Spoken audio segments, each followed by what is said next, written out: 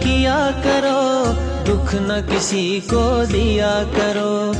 ভিডিওর এই অংশগুলো দেখলে মনে হয় মাশাআল্লাহ কি সুন্দর একটা জান্নাতি পরিবার। অপরদিকে ছবির এই ক্লিপগুলো দেখলে অনেকের মনেই প্রশ্ন জাগে, বাংলাদেশের সমাজ নষ্ট হওয়ার পেছনে কি এই ধরনের কিছু টিকটক ফ্যামিলি দায়ী? হ্যাঁ দর্শক, বলছি গত কয়েকদিন ধরে আলোচনায় থাকা টিকটকার আখির প্রসঙ্গ নিয়ে।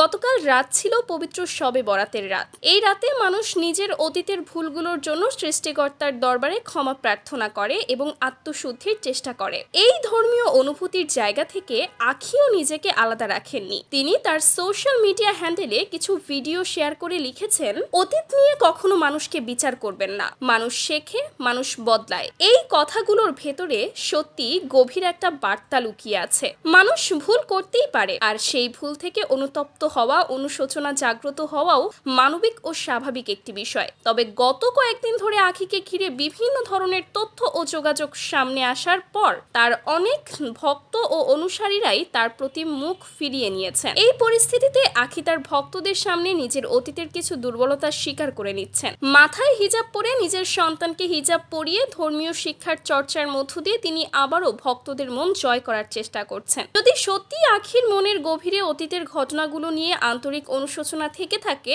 তাহলে অবশ্যই সেটিকে আমরা সাধুবাদ জানাতে পারি। কিন্তু যদি এই পরিবর্তন কেবলমাত্র নিজের উদ্দেশ্য হাসিলের একটি কৌশল হয়ে থাকে, তাহলে দর্শক ও ভক্তরা বিষয়টি সহজভাবে নেবে না। তবে এখানে আরেকটি কথা না বললেই নয়, রানিয়াকে সত্যি বেশ সুন্দর লাগছে, সাথে আখিকেও। মানুষ যখন নিজের ধর্মীয় চেতনায় ফিরে আসে, তখন তার ভেতরের সৌন্দর্য যেন আরো স্পষ্ট হয়ে ওঠে। প্রিয় দর্শক, এই বিষয়ে আপনার মতামতকে কমেন্টে অবশ্যই জানাবেন। ধন্যবাদ।